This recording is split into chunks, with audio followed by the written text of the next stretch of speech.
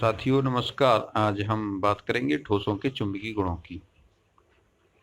पदार्थों में चुंबकीय गुण उनमें स्थित आवेशित कण इलेक्ट्रॉनों की नाभिक के चारों ओर घूमने तथा उनके अपने अक्ष पर चक्रण के कारण होते हैं। इलेक्ट्रॉन एक आवेशित कण है। यह नाभिक के चारों ओर घूमता है और इसको हम एक छोटा सा विद्युत परिपथ मान सकते हैं। साथ ही में इलेक्ट्रॉन अपनी धुरी पर भी घूमता है। इन दोनों क्रियाओं में विद्युत चुंबकीय प्रेरण होता है और इनके घूमने से चुंबकीय आघूर्ण उत्पन्न होता है। इसकी दिशा आपको चित्र में दिखाई दे रही है। इस प्रकार हम पाते हैं कि प्रत्येक इलेक्ट्रॉन के साथ एक चुंबकीय क्षेत्र संबद्ध होता है। इसका परिमाण यद्यपि बहुत कम होता है। इसकी इकाई बोर मैग्नेटॉन लेते हैं, जिसका मान 9.27 गुणे 10⁻24 एम्पियर मीटर स्क्वायर के बराबर होता है। जब हम चुंबकीय पदार्थों को किसी बाह्य चुंबकीय क्षेत्र की उपस्थिति में रखते हैं, यानी किसी भी ठोस को हम किसी चुंबकीय क्षेत्र में रखेंगे, तो उसका चुंबकीय व्यवहार उसकी प्रकृति के अनुसार भिन्न भिन्न होता है।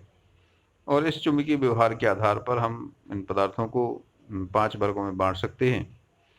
ये परमाणुओं के चुंबकीय आघूर्ण पर निर्भर करता है कि वो किस प्रकार का पदार्थ है। तो ये 5 प्रकार हैं। उनमें पहला है डायमैग्नेटिक यानी प्रतिचुंबकीय ठोस, दूसरे पैरामैग्नेटिक यानी अनुचुंबकीय ठोस, तीसरा है लौह चुंबकीय यानी फेरोमैग्नेटिक ठोस, चौथा है एंटी फेरोमैग्नेटिक यानी प्रति लौह चुंबकीय ठोस, और पांचवा है फेरी चुंबकीय ठोस यानी फेरी मैग्नेटिक सॉलिड्स। अब हम एक एक करके संक्षिप्त में इनकी चर्चा करेंगे। सबसे पहले बात करेंगे हम प्रतिचुंबकीय पदार्थों की। इनका जो गुण होता है वो प्रतिचुंबकत्व कहलाता है। जिन पदार्थों के सभी इलेक्ट्रॉन युग्मित होते हैं, यानी सबके जोड़े बने होते हैं, ये चुंबकीय क्षेत्र में अत्यंत दुर्बलता से प्रतिकर्षित होते हैं। यानी इनमें जो चुंबकत्व होता है वो चुंबकीय क्षेत्र के विपरीत उत्पन्न होता है, वो बहुत हल्का होता है। उदाहरण के तौर पर हम सोडियम आयन, क्लोराइड आयन को देख सकते हैं। सोडियम आयन में जो 10 इलेक्ट्रॉन हैं वो 10 के 10 युग्मित होते हैं। क्लोराइड आयन में जो 18 इलेक्ट्रॉन हैं वो 18 के 18 युग्मित होते हैं। चाहे हम जल का परमाणु लें तो उसमें भी सभी इलेक्ट्रॉन युग्मित होते हैं। तो इस तरह से जल है, सोडियम क्लोराइड है, बेंजीन है, टाइटेनियम ऑक्साइड है, Fe2O3 है, ये सभी प्रतिचुंबकीय यानी डायमैग्नेटिक पदार्थ हैं। दूसरा अपन ले लें अनुचुंबकीय पदार्थ यानी पैरामैग्नेटिक सबस्टेंस। ये इस तरह के पदार्थ हैं जो चुंबकीय क्षेत्र की दिशा में चुंबकत्व होते हैं और इनमें एक दुर्बल आकर्षण पाया जाता है। यानी ये चुंबकीय क्षेत्र की दिशा में दुर्बलता से आकर्षित होते हैं और चुंबकीय क्षेत्र हटाने पर इनका चुंबकत्व खत्म हो जाता है। इनमें एक या दो अयुग्मित इलेक्ट्रॉन होते हैं, जिनके कारण इनका जो नेट चुंबकीय आघूर्ण है थोड़ा सा होता है, लेकिन इतना अधिक नहीं होता है कि वो चुंबकीय क्षेत्र से प्रबलता से आकर्षित हो। इसका उदाहरण है ऑक्सीजन परमाणु। देखें आप, ऑक्सीजन परमाणु में 8 इलेक्ट्रॉन होते हैं, जिनमें 2 इलेक्ट्रॉन अयुग्मित होते हैं। और अन्य उदाहरण है इसके titanium oxide, BO2, CuO2, Cu2 plus ion, Fe3 plus ion, ये सभी अनुचुंबकीय होते हैं। इनमें 1 या 2 इलेक्ट्रॉन अयुग्मित होते हैं। अब हम तीसरे प्रकार के पदार्थ लेते हैं, लौह चुंबकीय पदार्थ। ये वे पदार्थ होते हैं जो चुंबकीय क्षेत्र में प्रबलता से आकर्षित होते हैं और इनको स्थायी रूप से चुंबकित किया जा सकता है। इनमें आयरन, कोबाल्ट, निकेल प्रमुख हैं। ये ठोस अवस्था में जो लौह चुंबकीय पदार्थ हैं वे धातु के आयन छोटे छोटे खंडों में एक साथ समूहित होते हैं। इन छोटे छोटे खंडों को हम डोमेन कहते हैं। ये छोटे छोटे चुंबक की भांति व्यवहार करते हैं। ये जो डोमेन है जब पदार्थ चुंबकीय क्षेत्र में नहीं रहता है तो ये डोमेन इस तरह से समूहित हो जाते हैं कि इनका जो नेट चुंबकीय आघूर्ण है वो शून्य हो जाता है। तो ये इस तरह से फंसे रहते हैं जिनसे एक दूसरे के चुंबकीय आघूर्ण नष्ट हो जाते हैं और नेट चुंबकीय आघूर्ण शून्य होता है। लेकिन जैसे ही हम इनको चुंबकीय क्षेत्र में रखते हैं तो ये चुंबकीय क्षेत्र की दिशा में संरेखित हो जाते हैं और ये इन सभी छोटे छोटे चुंबक जो हैं सभी डोमेन्स की दिशा एक हो जाती है और ये इस तरह व्यवस्थित हो जाते हैं। इनका जो अभिविन्यास है एक दिशा में ही संरेखित हो जाते हैं। जब ये एक दिशा में संरेखित हो जाते हैं तो एक तरफ एन ध्रुव बन जाता है और दूसरी तरफ एस ध्रुव बन जाता है।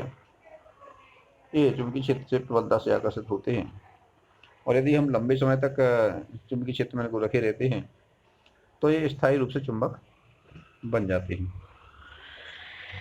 यानी इनको ही हम स्थायी चुंबक बना सकते हैं।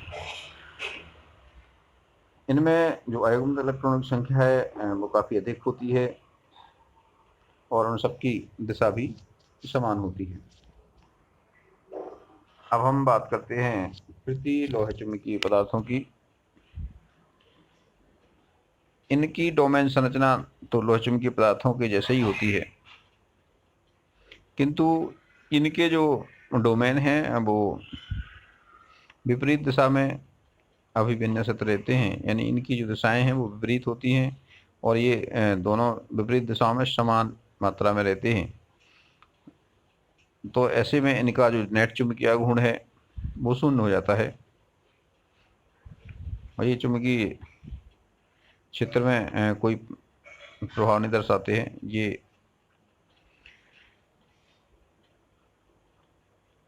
इनका उदाहरण है MnO यानी manganese oxide, manganese dioxide, FeO और Mn2O3।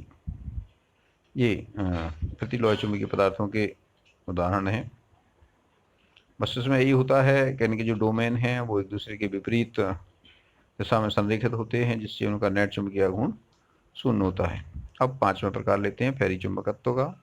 जो फेरी चुंबकीय पदार्थ हैं इनमें डोमेन तो वैसे ही होते हैं जैसे लोह चुंबकीय पदार्थों में होते हैं, किंतु इनमें जो चुंबकीय आघूर्णों का जो संरेखण है वो पैरेलल और एंटी पैरेलल होता है, यानी समांतर और प्रति समांतर होते हैं, लेकिन ये दोनों दिशाओं में असमान मात्रा में होते हैं।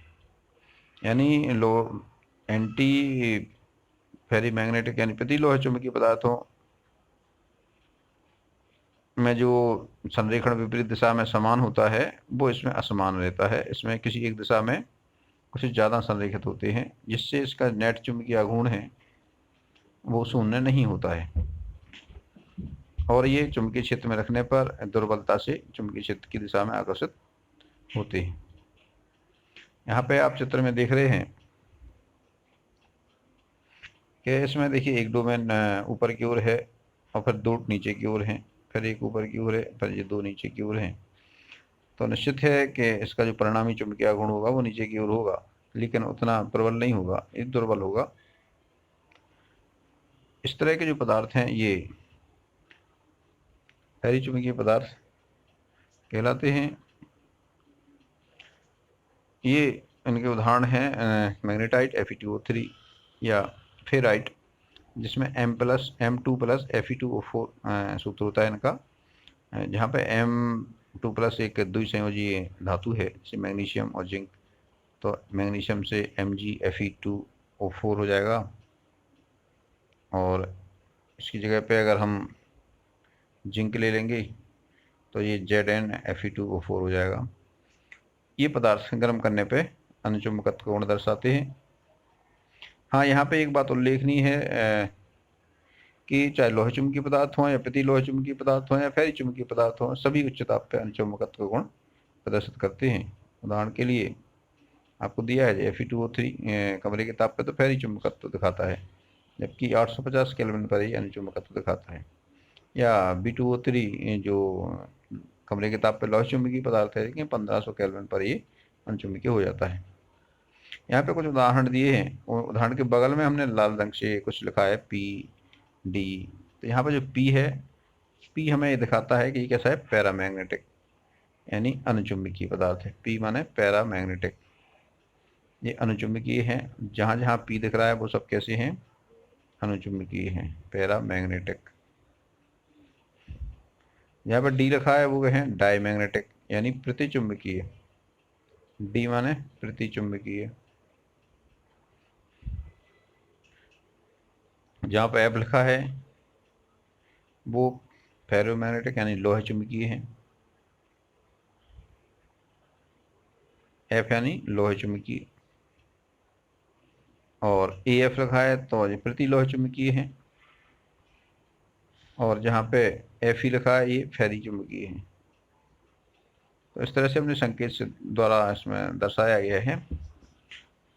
पी माने पैरामैग्नेटिक यानी अनुचुंबकीय, डी यानी डायमैग्नेटिक यानी प्रतिचुंबकीय, और एफ यानी फेरोमैग्नेटिक यानी लोहा चुंबकीय, और एफ ई यानी फेरी मैग्नेटिक यानी फेरी चुंबकीय, और ए एफ यानी एंटी फेरोमैग्नेटिक यानी प्रति लोहा चुंबकीय।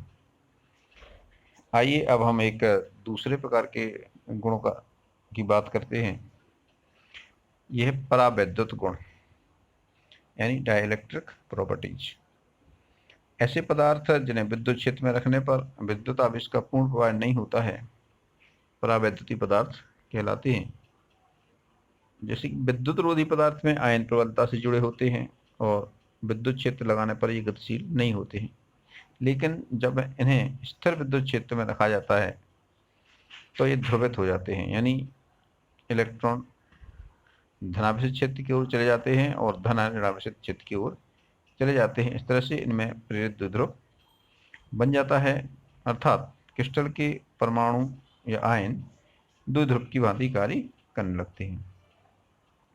इन द्विध्रुवों के विभिन्न संरेखण के आधार पर क्रिस्टलों को कुछ वर्गों में बांटा गया है। ये इस प्रकार है। पहला है पीजो विद्युत क्रिस्टल यानी पीजो इलेक्ट्रिक क्रिस्टल। इसमें विद्युत द्विध्रुव आघूर्ण रहता है जो कि यांत्रिक बल लगाने पर विकृत हो जाता है। यहाँ पर पीजो का मतलब आप प्रेशर से ले सकते हैं। ये विकृत आयनों के प्रभाव में विद्युत धारा प्रवाहित होने लगती है। जैसे ही आप उसमें यांत्रिक बल लगाएंगे तो जो इसका जो द्विध्रुव बने होते हैं वो टूट जाते हैं, तो आयन यानी आवेश एक स्थान से दूसरे स्थान की ओर गति करेगा, इससे विद्युत धारा प्रवाहित होती है। इसे हम पीजो विद्युत यानी पीजो इलेक्ट्रिसिटी कहते हैं। इसके विपरीत क्रिस्टलों को विद्युत क्षेत्र में रखेंगे तो इनमें यांत्रिक बल उत्पन्न हो जाता है, जिससे क्रिस्टल विकृत हो जाता है, और ये इसलिए इनको हम पीजो क्रिस्टल भी कहते हैं।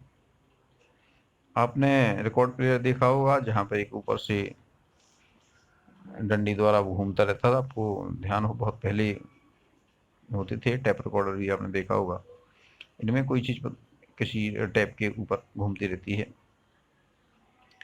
तो जो रिकॉर्ड प्लेयर में जब हम उस पर दबाव डालते हैं, जो पीजो क्रिस्टल होते हैं उन पर जैसे ही अपन दबाव डालते हैं तो उसमें विद्युत सिग्नल यानी विद्युत संकेत उत्पन्न हो जाते हैं। इससे ही वो ध्वनि उत्पन्न होती है।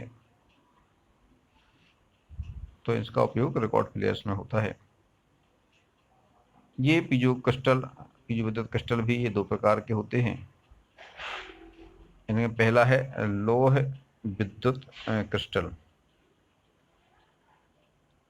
यहाँ पे ज़्यादा स्पष्ट नहीं दिख रहा है तो इसको देख लीजिए। लोह